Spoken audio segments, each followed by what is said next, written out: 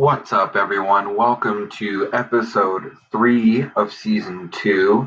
Thank you for taking time to listen in, and I hope you are making art or getting your hustle on, whatever that looks like, while you're listening to this.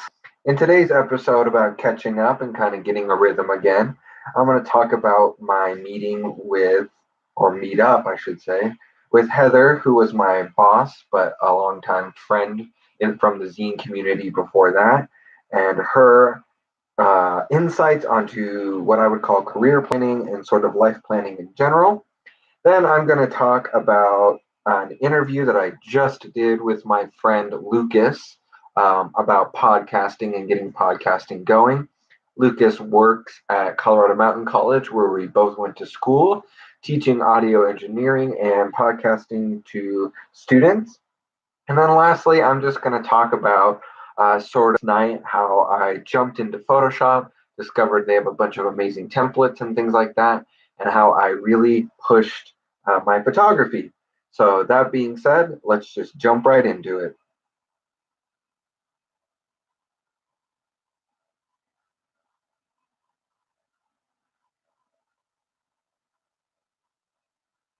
In this episode,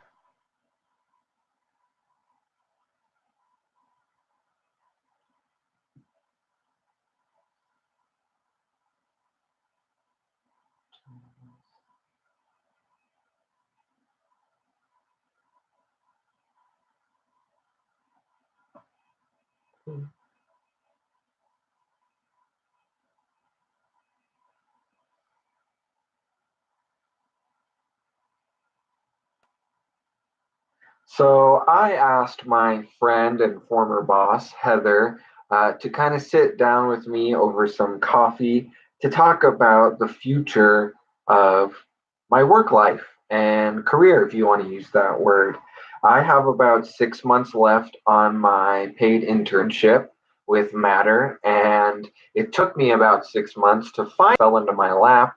So I wanted to kind of start planning about next steps and what to do and what doors I could open up, and how I can kind of make the transition, I'll say, into production companies, video production, photography production companies, photography studios, things of that nature. Because if you follow me on Instagram at Curtis Crunch, you can see that I am quite passionate and consistent with sharing street photography, which has opened up doors to working with clients, doing some video production stuff, and things of that nature. And that's really where I find myself in my element the most. And so now I kind of, to use my language, want to monetize that, right? And really make the push from paid internships at a design firm into full on jumping into a production company and sort of using the tool of a camera to open up a lot more doors. Most specifically, opening up the doors into sort of world travel and just even getting to do anything outside of Denver with a camera in my hand, or as I discovered over dinner conversation, just being around people with cameras in their hand. I love doing sales. I love doing conversations. I love interacting with people and getting to talk to them. So I really wanted to talk to Heather about how I can use the experiences that I have into growing and sort of making money off of my passions, is how I'll put that. And Heather had some great insights into clarifying those goals. And really, the reason I wanted to meet with them is they are the queen of lists and spreadsheets, and that is something I have always kind of struggled with, is putting things down on paper and kind of taking my own advice in terms of goal setting and things like that. So Heather's first real good point was to highlight and write down what tasks help me move up. What am I currently doing that could really help me open up more doors and kind of have a spin on that to opening up more doors? So I love doing event photography. I always have. I loved doing it at the gallery when I worked there. It was part of my responsibilities as the marketing assistant. And if you were to compare the photos that I took at the beginning of that job versus leaving that job, it is a world of difference. And I loved putting in creative problem solving around the technicalities of shooting in an art gallery with very mixed and different lighting, and how to kind of capture the spirit of the guest and the guest experience in order to communicate our value. And so I've gotten to do that a little bit at my current position, mostly during our events on Thursday. And it's great just having photographic evidence of curiosity, is how I'll put it. Seeing curious faces, seeing conversations happen around learning and things like that. I just love documenting facial expressions that show people at work and people learning. So it's things like that that I've got to learn how to write down, find a positive spin on, and kind of use that to communicate in interviews and searches for the future that will really open up those doors, because I really do enjoy documenting that work, that creativity, that conversation, that curiosity that is happening. I think it's fascinating that people have that energy even when they're not working at their jobs. This innate curiosity around letterpress printing at this job, but I've captured that curiosity at cart events, at other things, and I'm really trying to just push my photography in general into a more conceptual direction where there's more challenges, where there's something to be solved. So I think that was a great insight from Heather, is to really just highlight what is important for me. Another thing that's super important for me is growth. I need a company that wants to grow, that wants to be in that mode of growing, that wants to adapt to the media landscape and how that's changing, and to just be really dynamic around it. And sort of using those things to sort out where I want to be doing that, and having a spin on that so that I can open up doors to these places where I can be problem solving, where I can be creative in that problem solving, where I can use my abstract thinking, and where I can use a camera to perpetuate that, is how I'll say that. Um, so that was great insight from Heather. The other thing is to well, I guess that was the highlight of that, was really to just kind of figure out what I want to do and what I like doing. The other great insight from Heather that I personally have always struggled with is ciphering between a profession and a vocation. So, vocation meaning trade, vocation meaning skill set. For Heather, it's publishing books, it's publishing letterpress objects, things of that nature. And for me, letterpress falls in the same category. I know I will never be able to make a career out of letterpress printing. It's a great hobby, it's a great passion. When I have access to presses and wood type and lead type and things of that nature, I do love printing and I do love letterpress, and I love expressing my design through that and having physical objects to do that. So for both of us, that is the vocation, right? That is the hobby, that is the thing that sparks joy, but it will never be realistically that thing that full on pays the bills, that opens up all these doors to a career. So that for me is the clearest thing I have ever had sorted out as a vocation versus a profession. Things like photography, YouTube, social media, podcasting, that is what I'm struggling with and have struggled with as to what column to put that in. Can I make a profession out of that? Can I go full time in YouTube? Can I monetize my podcast so that it pays my bills? I don't know. That's the honest answer, is I am living it. I am making it. I think with each piece of content, with each Creative Crunch episode, I am closer to ciphering whether this is a vocation or a profession. Right now, it is a vocation. Creative Crunch is a trade. I love talking into a microphone. I love the cathartic exercise of working out the conversations I've had during the week and reflecting on them and making them into my own thoughts and spinning them into an episode for y'all to listen to.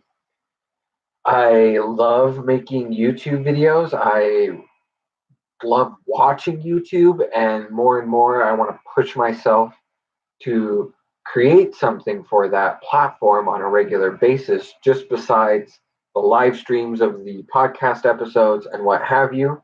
And I've kind of gotten back into that groove in terms of client work. I am carrying my GoPro around and I'm trying to chop up videos. But if you've ever tried to edit a video and you've ever tried to take hours of raw footage and distill that into a 10-minute something, that can be very challenging. And I still very much approach those as art projects. I approach video as art projects.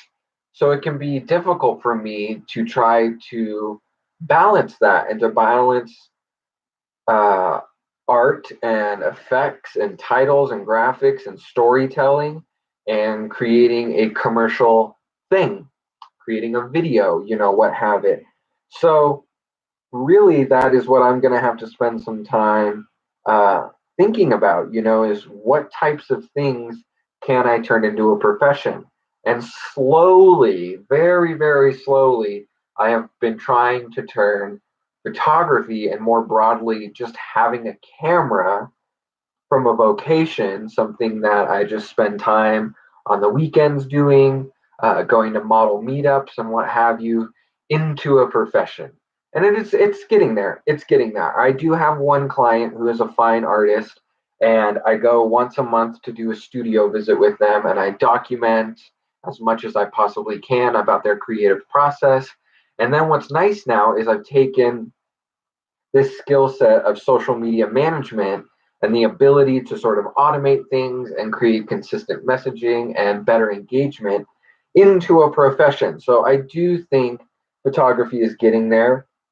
And that is really what I want to do in the next step. So in the next 6 months, I'm trying to figure out production companies, avenues for me to get into these production companies, avenues for me to get into photography studios where I can take this vocation of photography and turn it into a profession.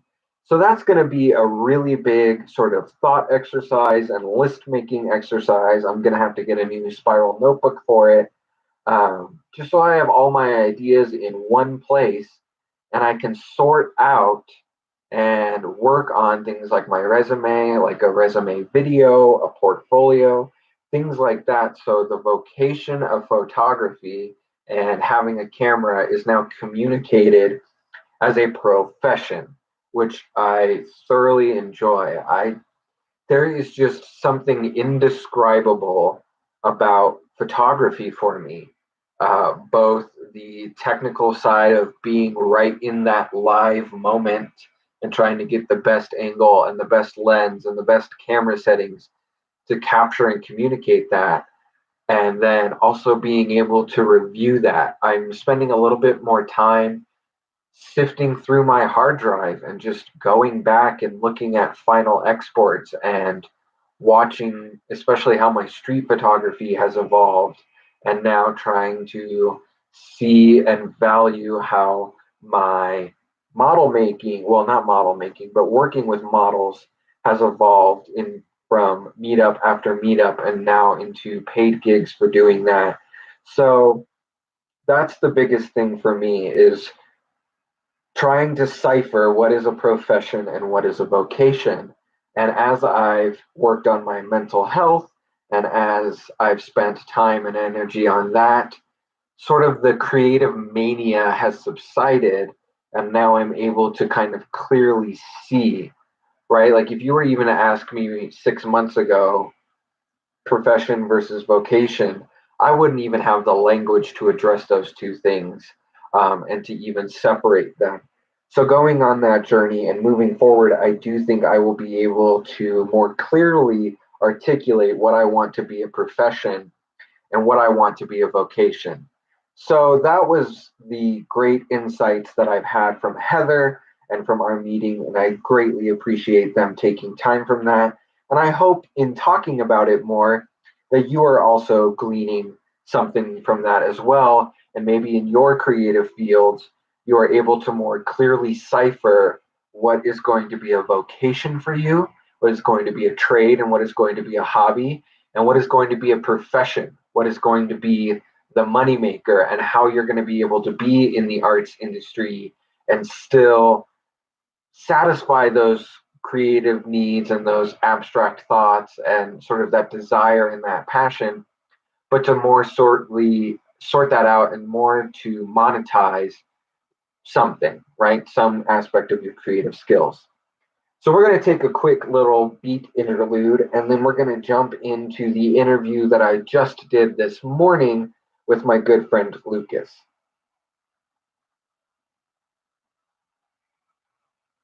Talking with Heather.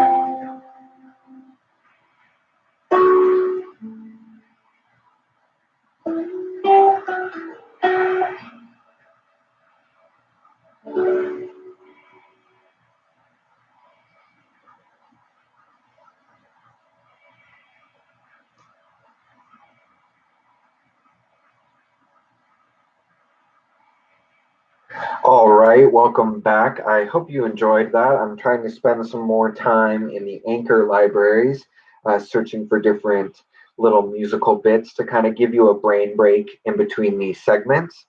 So this morning I had the pleasure of talking with my college friend, college alumni, whatever you have him, whatever you want to call him, Lucas Turner of Levelhead Audio. I will link that in the description as best as I can.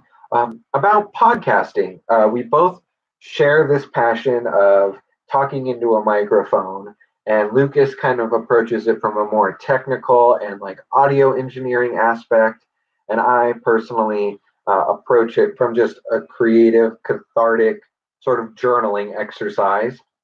And so he picked my brain about marketing expertise and how to market a podcast, and especially visually, how to come up with like a sweet album cover and things like that for your podcast. So if you want to hear about that, go check the links in the description, and I will make sure you have a way to access that interview in one form or another. And then I'm going to have Lucas on in the coming weeks to sort of talk about the punk rock ethos and what it means to be punk rock. And that was like a little bullet point that we both made a note of while we were having a conversation, and more specifically, while I was talking about my IDP degree from Metropolitan State University at Denver, and what that means and why I pursued that education. If you've followed me for a while now and you've been involved in some of the projects I have, you will recognize the name Stuff on Walls, which was my DIY art show that I was producing in Denver for a number of years. And that's really the reason I went back to school to pursue a bachelor's degree, was to make a better event, make a better experience, have a better understanding of business and of marketing and communications which was a discovery I made while at MSU Denver, was that I am just passionate about sort of the science and the philosophy and the technicalities of communication and rhetoric and things of that nature, because that was just another extension of my knowledge of graphic design. So it was fun to talk to Lucas about all of those amazing things. He's really working on something hard and difficult for Levelhead Audio. It's going to be this amazing YouTube show, but it's also going to be a podcast. And we talked a little bit about developing his rhetoric because he loves talking about political things, but he also loves doing audio engineering tutorials and teaching and sort of that thing. And I talked a little bit about the fusing those two, right, and brand identity with him. Because my personal philosophy, and you'll hear this in the interview, is that you should just be you. You should build a brand around yourself. And yeah, it should be multifaceted because as humans, we have a lot of interests. We take interest in a lot of things. We have a lot of different passions, and those change and grow as we age and things of that nature, you know. So it's really interesting for him because I do think those worlds are not as necessarily separate as he thinks they are. He really thinks that like a video about politics should be its own brand, and a video about audio engineering should be its own brand.